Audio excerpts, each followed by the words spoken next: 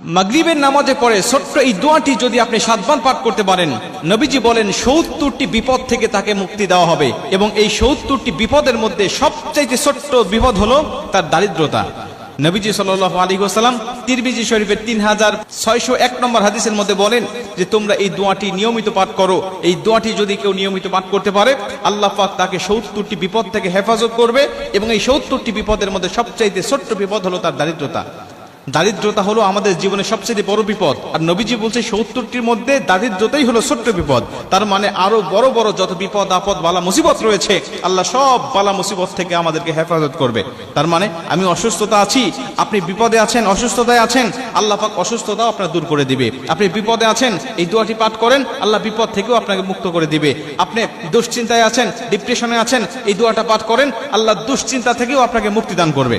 যত বিপদ আছে মানুষের শরীরে, মানুষের জীবনে, 70টি বিপদ, এমন বড় বড় বিপদ থেকে আল্লাহ পাক আপনাকে হেফাজত করবে। রাসূল সাল্লাল্লাহু আলাইহি ওয়াসাল্লাম বলেন, হযরত আবু হুরায়রা রাদিয়াল্লাহু তাআলা আনহু বর্ণনা করেন, রাসূল সাল্লাল্লাহু আলাইহি ওয়াসাল্লাম বলেন, তোমরা লা হাওলা ওয়ালা কুওয়াতা ইল্লা বিল্লাহ এই দোয়াটি বেশি বেশি পাঠ করো, কেননা এটা হলো জান্নাতের রত্ন ভান্ডার। কেননা এটা হলো জান্নাতের রত্ন ভান্ডার। এই দোয়াটি যদি তোমরা বেশি বেশি পাঠ করো, জান্নাতের রত্ন ভান্ডার তোমাদেরকে দান করা হবে। এবং এই হাদিসের শেষের দিকে নবীজি সাল্লাল্লাহু আলাইহি ওয়াসাল্লাম বলছেন, তোমরা যদি এই দোয়াটির সাথে আরেকটু দোয়া যোগ করে যদি পাঠ করতে পারো, তাহলে তোমাদেরকে 70টি বিপদ থেকে মুক্ত করা হবে।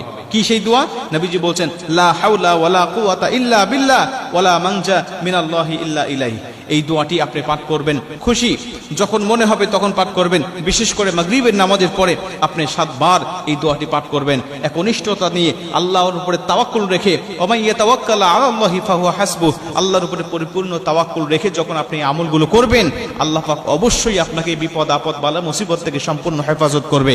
এই ছোট্ট ছোট্ট দোয়ার আমলগুলো যখন আমরা করি, এর পাওয়ারফুল দেখে, এর কার্যকারিতা দেখে আমাদের ঈমান বেড়ে যায়। নবীজি সাল্লাল্লাহু আলাইহি ওয়াসাল্লাম বলেন, এই ছোট্ট ছোট্ট আমল করার কারণে মানুষ সওয়াবের অধিকারী হয় এবং এইটা দেখে মানুষের ঈমানও বেড়ে যায়।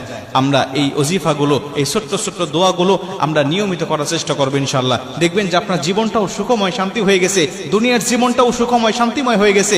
দুনিয়া থেকে বিদায় নিয়ে চলে যাবেন, আল্লাহ পরকালের জীবনটাকেও আপনাকে সুখময় শান্তিময় করে দিবে। এজন্য আমি বলবো, এই দোয়াটি জান্নাতের রত্ন ভান্ডার হিসাবে নবীজি যেহেতু আখ্যা দিয়েছেন, আমাদেরকে বলে দিয়েছেন, অতএব এই দোয়াটা আমরা কেউ ছাড়বো না।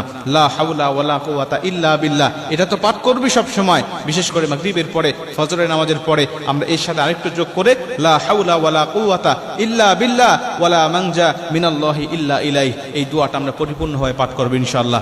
আশা করা যায় আল্লাহ পাক আমাদের সমস্ত বিপদ আপদ বালা মুসিবত থেকে সম্পূর্ণ হেফাজত করে ফেলবেন।